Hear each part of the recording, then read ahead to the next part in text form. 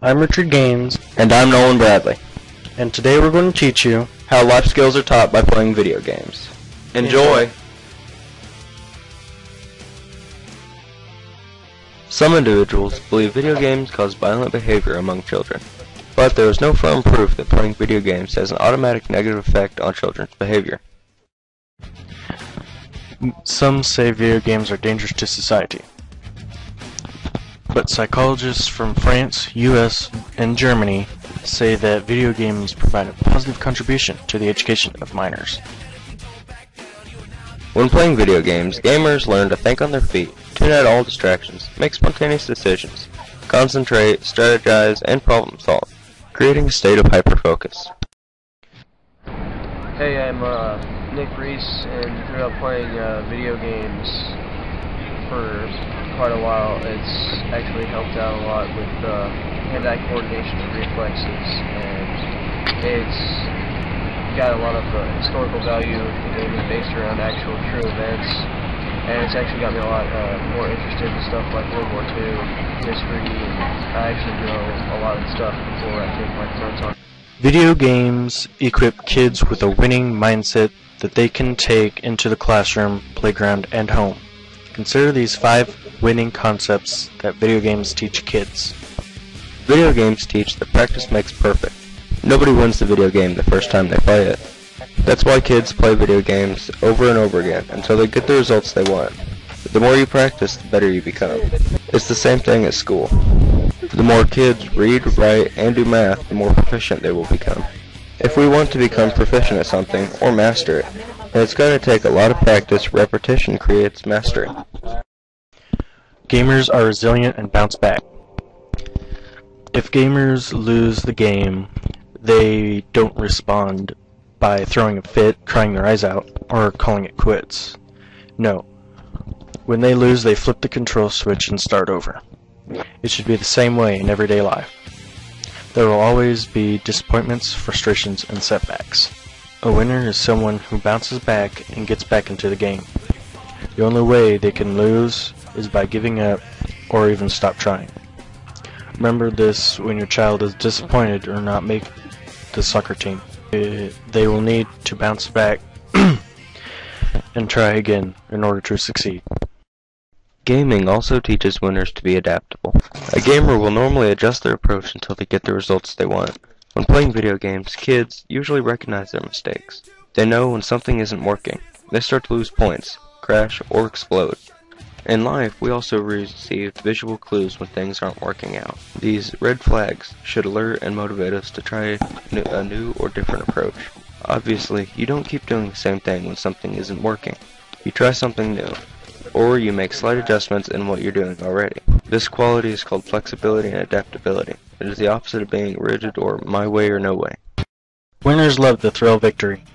The adrenaline rush of winning gives you courage to try new things. Remarkably, the energy that we get from winning gives us courage. We start to think of ourselves in a more optimistic way. We also crave more success. If we pushed ourselves just a little further, how much more could we accomplish? Every success fuels us, a desire for more. Somehow the possibility of failure no longer matters, because success will feel so good.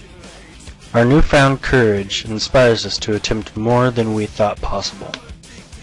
Suddenly, the shackles of overwhelm, indecision, and procrastination are broken. We step out of our comfort zone and attempt things we previously thought were impossible or unattainable. In other words, we're going for it, and there's no stopping us now. Hi, my name is Jacob Bingham, and throughout my years of playing video games, I've learned history, math, people skills, and, well, I'm really who I am today. Winners spend more time on solutions than the problem itself. When faced with a problem, it is counterproductive to feel hopeless, complain, or be immobilized by indecision. This is what happens when we hyper-focus on our problems. For a fresh perspective, spend a few minutes identifying and defining the problem. Then begin to brainstorm about possible solutions. The neat thing about video games is that it encourages you to think backwards. You think of the end result or outcome you want, and then you ask yourself, What can I do to make this happen? With kids, the desired outcome is winning the game, and this motivates them to think of all possible ways to make this happen. Hi, I'm Alex from Michigan, and I have learned extreme and utter patience with video games. Hi, I'm Peter Rabbit from the Canadian team, and I've learned finger coordination in video games. Most games use basic mathematics, like addition, subtraction, multiplication, division, and not really exponents, but some do. Some video games also use basic algebra and substitution. Many of these games include sci-fi/horror games, and those games use trigonometry and geometry profusely. Basically meaning that most of their maps are generated by geometric symbols and shapes, and they send countless waves of enemies upon you to die or kill you. Most RPG games and racing games teach you the value of money and how to manage it properly. Video games inspire the artist inside us to create miniatures, drawings of the main character, the environments, buy costumes, even make the suits of armor, or even play with fake weapons. Many video games also use historical settings, essays, primary and secondary sources, and actual historical events in their storyline. This normally sucks the gamers into the story and makes them want to learn more about this time. Many people who play games such as Call of Duty or Assassin's Creed research the weapons and events that happened on the games in real-life time, thus furthering the interest of gamers into the future and the past.